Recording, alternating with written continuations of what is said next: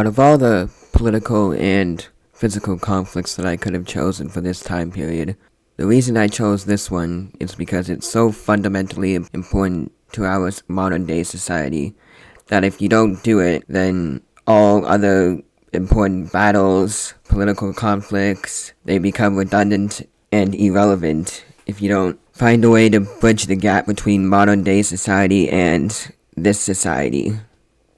At this time, in ancient Greece, the basic political structure is that Greece is organized into over 1,000 city-states. Some of the important ones include Corinth, Thebes, Syracuse, Aegina, Rhodes, Argos, Sparta, and Athens. Most of these city-states use a form of kingships or oligarchies. However, the one we're going to talk about today didn't have a kingship or an oligarchy, for most of its existence at least. It started off as a kingship, but one day they decided they didn't like having a king, so they removed him from power and appointed a man named Solon to reform the government. He invented the Council of 400, which included 100 members from the 4 tribes in Athens. Solon also created a law code that protected the property rights of the poor, forbade debt slavery, and moderated the more extreme parts of the draconian laws, which is the law system that the Athenian government used before Solon came around. It's important to note that Athens was not the only democratic city-state. Other cities such as Argos, Syracuse, Rhodes all had some form of a democracy at one point or another. Some years after Solon's reforms, a man named Cleisthenes was born. It is now 507 BCE. He was born into an aristocratic family, and his father was named Megacles and was a powerful politician. So he already had a head start. His mother's name was Argostite, the daughter of Cleisthenes, the Triad of Sicyon, a city west of Corinth. This man Cleisthenes is known to many as the father of democracy, and I will explain why in a minute.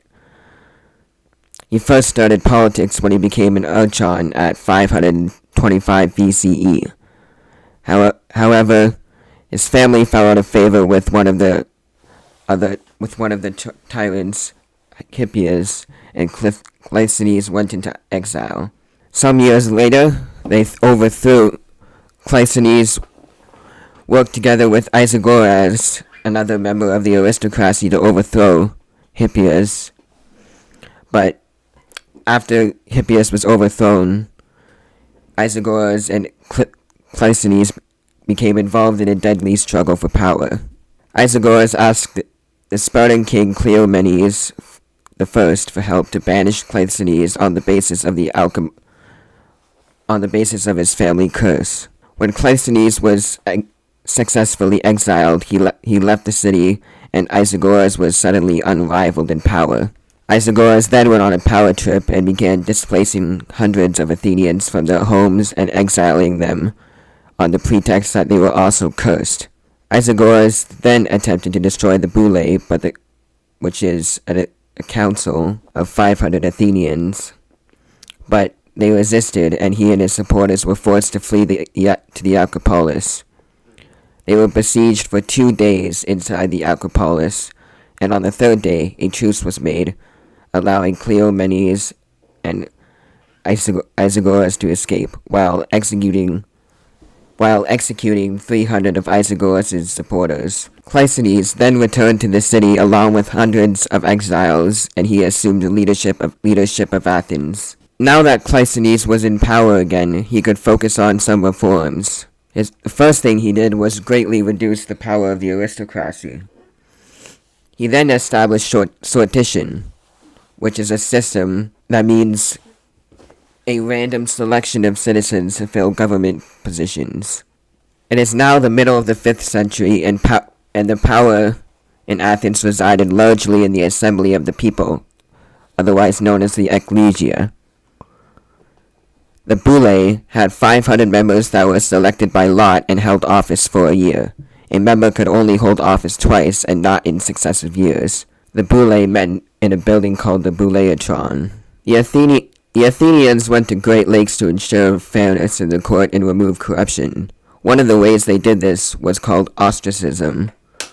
When people thought that a certain individual became too corrupt, they would 6,000 Athenian citizens would come together and vote, and if the vote was majority, then the accused would become ostracized and exiled. In the ecclesia, a minimum of 6,000 citizens had to be available before an assembly could happen. They usually met on an average of 9 days. When a meeting is due, the police, using a long rope covered in red powder, started at the north end of the agora, moving people up to the place of the assembly.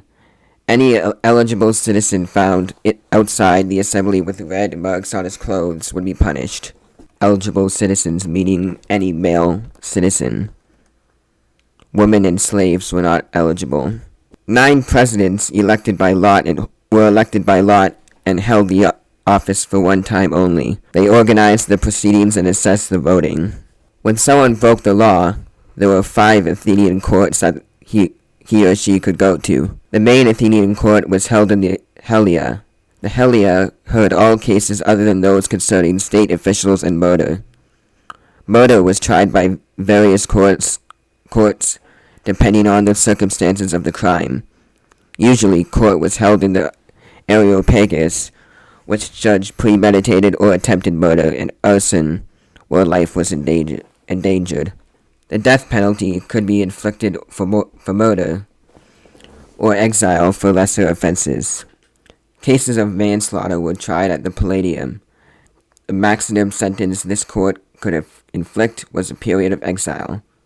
State officials were tried with their peers inside the Boule, while very serious crimes against the state were tried by the assembly.